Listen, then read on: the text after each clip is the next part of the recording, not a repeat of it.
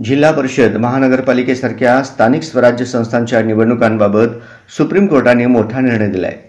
ओबीसींना 2022 पूर्वी असलेले आरक्षण कायम ठेवून सुप्रीम कोर्टाने राज्य निवडणूक आयोगाला 4 महिन्यांच्या आत निवडणुका घेण्याचे निर्देश दिले आहेत। 4 आठवड्यांच्या आत निवडणुकांसंदर्भातील अधिसूचना काढण्यासही सुप्रीम कोर्टाने सांगितले आहे। 2022 मध्ये बांठिया आयोगाचा अहवाल सादर होण्यापूर्वी अस्तित्वात असलेल्या ओबीसी आरक्षणाला महाराष्ट्र राज्यात स्थानिक स्वराज्य संस्थांच्या निवडणुका घेण्याचे निर्देश सुप्रीम कोर्टाने दिले आहेत। काही स्थानिक स्वराज्य संस्थांमध्ये 5 वर्षांपर्यंत निवडणुका झाल्या नसल्याने कोर्टाने नमूद केले।